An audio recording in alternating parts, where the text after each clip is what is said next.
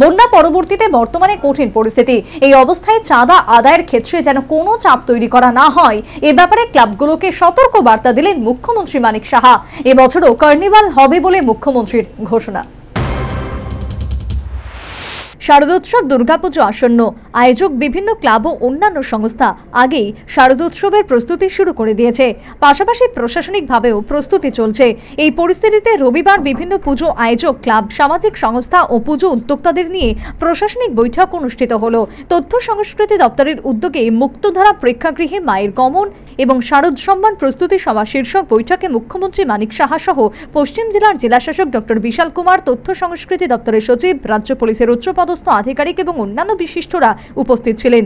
বৈঠকে বন্যা পরবর্তী বর্তমান পরিস্থিতিকে কঠিন বলে জানিয়ে চাঁদা আদায়ের ক্ষেত্রে যেন কোনো চাপ তৈরি করা না হয় এ ব্যাপারে ক্লাবগুলোকে সতর্কতা দিলেন মুখ্যমন্ত্রী মানিক সাহা।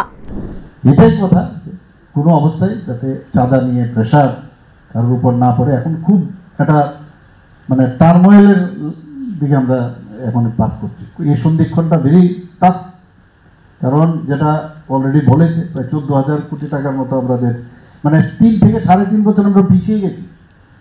আপনারা আটকে উঠবেন যদি সমস্ত ফটোগুলো আমরা যখন ক্যাবিনেটে আমাদের আধিকারিকরা দেখিয়েছেন, বিভিন্ন পিডাব্লিউডি, বিভিন্ন আমাদের যে ফিসি কালচারে হোক, আমাদের স্কুল এডুকেশনে হোক, বিভিন্ন যে লাইফ ডিপার্টমেন্ট, তারা কিন্তু প্রেজেন্টেশন দিয়েছে কি ক্ষতি পাওয়ার ডিপার্টমেন্টে, দেখলে আটকে ওঠার মতো।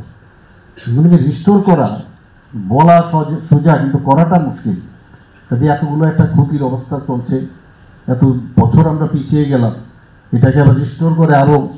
বন্যা পরবর্তী পরিস্থিতিতে এবছর যেন কার্নিভাল না হয় এর জন্য বৈঠকে প্রস্তাব এসেছিল, কিন্তু দুঃখ গ্লানি ভোলার পরামর্শ দিয়ে এবারও কার্নিভাল হওয়ার ব্যাপারে নিজ ভাষণে সহমত পোষণ করে বড় বড় ক্লাবগুলোকে এই কার্নিভালে অংশগ্রহণের ব্যাপারে আহ্বান জানিয়েছেন মুখ্যমন্ত্রী। করেন না, বড় বড় ক্লাবগুলোকে আমি অনুরোধ করব যে অংশগ্রহণ যেন করে। ওরা নিজেদের মধ্যে বলে আমরা কেন যাব, আমি জানি না কি কারণ এটা। ওদের অংশগ্রহণ করার জন্য আমি বলবো ডিএম সাহেবকেও বলবো যে ওনাদের সাথে কথা বলতে পারেন যে আপনারা অংশগ্রহণ করুন, কারণ এই কার্নিভালকে কেন্দ্র করে বাইরের থেকে এখন মানুষ আসে। আর এই কার্নিভালকে নিয়ে যারা এখানে ক্লাবের আছেন সমস্ত সদস্যদের বলবেন যাতে খুব করে হোয়াটসঅ্যাপে হোক, ফেসবুকে হোক, সমস্ত জায়গার মধ্যে ত্রিপুরার এই কার্নিভাল একটা বিশেষ একটা বিষয়, সেটা যেন সারা ইন্ডিয়ার মধ্যে সেটা যায়, তাহলে আমাদের টুরিস্টরা এখানে আসতে পারে। এটাকে একদম আমরা তো আমাদের তরফ থেকে করবো, এবং অনেক জায়গায় অনেক ফেস্টিভ্যাল হয়, আপনারা সবাই জানেন। তো ত্রিপুরাতে আমাদের কাছে এটা একটা বেশ গুরুত্বপূর্ণ ফেস্টিভ্যাল, সেটাকে সবাই মিলে এটাকে ফেসবুকে আপনারা দিন।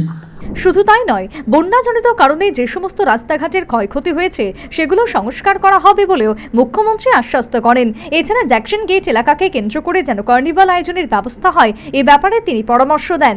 সর্বোপরি শারদোৎসবকালে রাজ্যের আইন শৃঙ্খলা বজায় রাখার ক্ষেত্রে বৈঠকে নিজ ভাষণে গুরুত্ব আরোপ করলেন মুখ্যমন্ত্রী Manik Saha. Bureau report, news vanguard.